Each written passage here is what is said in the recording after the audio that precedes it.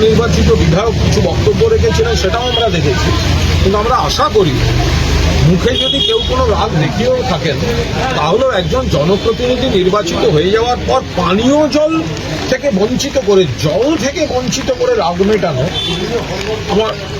আমি আশা করি যে এটা তিনি অ্যাটলিস্ট করেননি, এবং তিনিও যাতে জল মানুষ পায় তার ব্যবস্থা করবেন। এটা খুব খারাপ লাগবে যদি এটা সত্যিই দেখা যায় যে রাজনীতির কারণে তাদের জল আটকানো হয়েছে।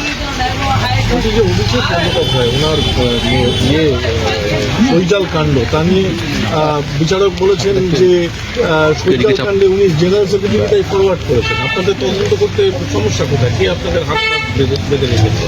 সিআইডি যেভাবে অভিষেক বন্দ্যোপাধ্যায়, দেখুন, যে বিষয়টা হই হই করে আমাদের দু একটা বেইমান গদ্দার গোটা জিনিসটাকে যেভাবে দাঁড় করাবার চেষ্টা করেছিল, তাতে বিজেপি সেটা সুযোগ নেওয়ার চেষ্টা করেছে।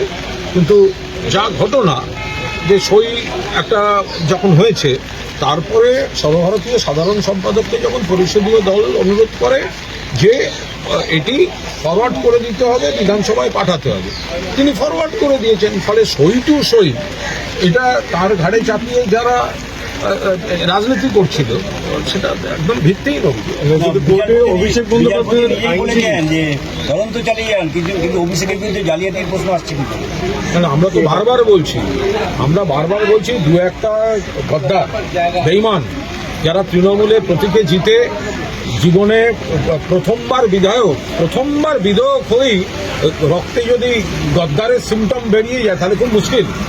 জীবনের প্রথম বৈঠক থেকেই শত্রুপক্ষের সঙ্গে যোগাযোগ রাখা যারা করতে গেছে, তো সেই সব লোকজন যা রিপোর্ট করেছে, এবার তার উপর দাঁড়িয়ে বিজেপি একটা ন্যারেটিভ পেয়েছিল। আমরা আবার বারবার বলছি যে বৈঠক এক জিনিস, সই এক জিনিস, কিন্তু সেই পরিষদীয় দল যখন অভিষেক বন্দ্যোপাধ্যায়কে সর্বভারতীয় সাধারণ সম্পাদককে অনুরোধ করেছে আপনি এটা ফরওয়ার্ড করে নিয়ম মতো স্পিকারের কাছে পাঠাতে, তিনি ফরওয়ার্ড করে পাঠিয়েছেন। এখন সেখানে তিনি তাঁর সই করার ওই সইয়ের লিস্টে, পরিষদীয় দলের লিস্টে অভিষেক বন্দ্যোপাধ্যায়ের সই করার কোনো অবকাশ নেই এবং তার কোনো সইও নেই। তো সুতরাং তিনি ফরওয়ার্ড করেছেন যে চিঠিটা, সেটা তো নিয়ম মতো করেছেন। ফলে সেখানে যারা তাকে টার্গেট করে করছিলেন ঠিক করেননি। আপনি ঋতব্রত বন্দ্যোপাধ্যায় অভিযোগ করেছেন যে টিআর দিয়ে তাদের দুর্নীতি হয়েছে এবং আশিস বন্দ্যোপাধ্যায়ের মৃত্যুটা অস্বাভাবিক, একটা প্রাতিষ্ঠানিক দুর্নীতির তিনি শিকার। আমরা তদন্ত চাই এবং সিএমকে চিঠি লিখছেন। ঋতব্রত বন্দ্যোপাধ্যায়ের যে টিম, সেটা হচ্ছে বিজেপির দালাল, বিজেপির বি টিম। বিজেপি এই আশিস বন্দ্যোপাধ্যায়ের মৃত্যুতে বিজেপি যে অস্বস্তিকর জায়গায় পড়েছে, প্রশ্নের মুখে পড়েছে, সেখান থেকে তাদের আড়াল করার জন্য এই দালালগুলোকে নামিয়েছে বিজেপি।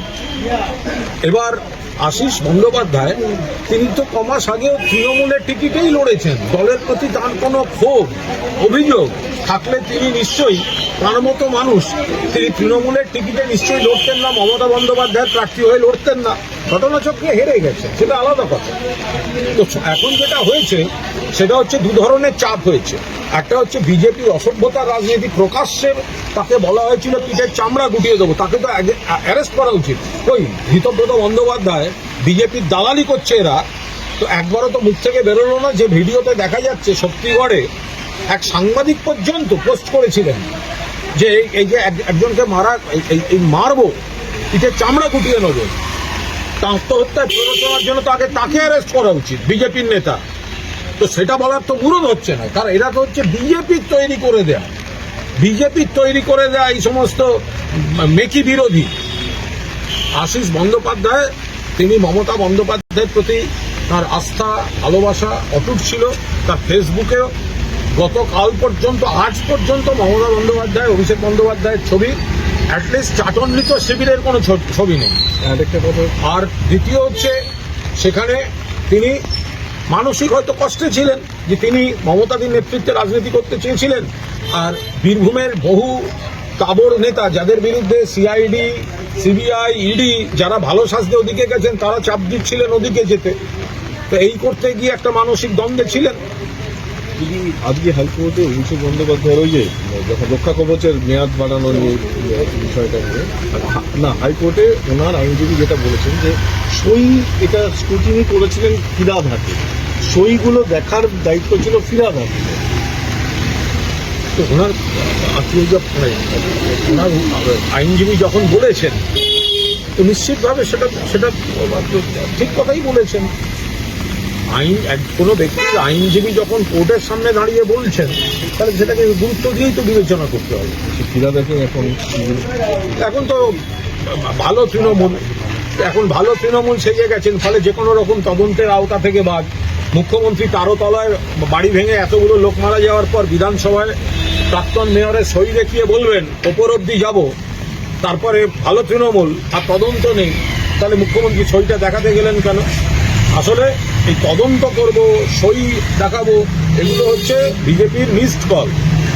যাদের যাদের ভয় দেখানোর এরকম একটা হুমকি দিয়ে দেয়, ফাইল খুলবো, তদন্ত করবো, যাতে তারা আবার এই ক্যাম্পে চলে আসে। কিন্তু পুরনিয়োগ দুর্নীতি মামলা এবার আধিকারিকদের জিজ্ঞাসাবাদ পর্ব শুরু হল। আজকে দক্ষিণ দমদম পুরসভার 5 আধিকারিককে আইনের বিষয়, প্রশাসনিক বিষয়, তদন্ত নিশ্চিতভাবে শুধুমাত্র তো রাজনীতিবিদদের দিকে বন্দুক তাক করাটা ঠিক নয়।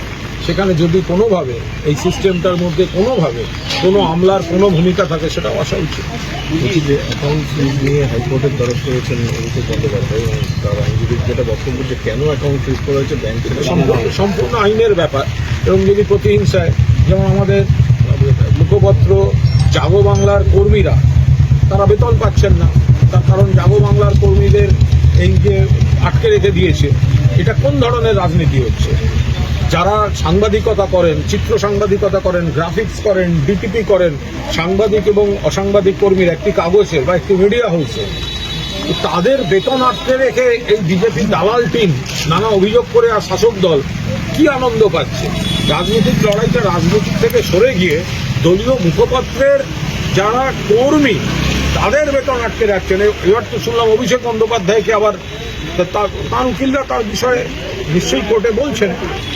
বার্নিং সেন্সেশন ইন ইউরিনেশন, যেটাকে আমরা বলি পেচ্ছাপ করতে গিয়ে জ্বালা, এটার ইংলিশ টার্মটা হচ্ছে ডিসইউরিয়া। এটার কয়েকটা কারণ আপনাদের সাথে আগেই আমরা ডিসকাস করেছি কিছুটা। সেটা হচ্ছে মেইন কজ হচ্ছে ইউরিনারি ট্র্যাক্ট ইনফেকশন, যে ইনফেকশনটা actually lower urinary tract, mainly urethra and bladder. এছাড়াও সেক্সুয়ালি ট্রান্সমিটেড ডিজিজ হতে পারে due to exposure. The organisms mainly এটার জন্য যেটা রেসপন্সিবল আর গনোরিয়া অ্যান্ড ক্লামাইডিয়া। এছাড়াও যদি ব্লাডারে স্টোন থাকে, সেক্ষেত্রেও এই পেচ্ছাপের জ্বলনের সিমটমটা থাকতে পারে।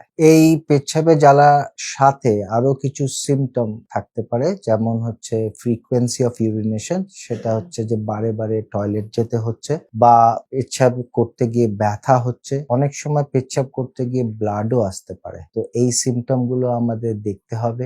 এছাড়া অনেকের জ্বরও আসে বা যে ইউরিনটা হচ্ছে ওটার একটা অফেন্সিভ স্মেল থাকে। তো এই সিমটম গুলো আমাদের লক্ষ্য করে যদি এরকম সিমটম থাকে, তো আমাদের ইউরোলজিস্টের সাথে আলোচনা করতে হবে।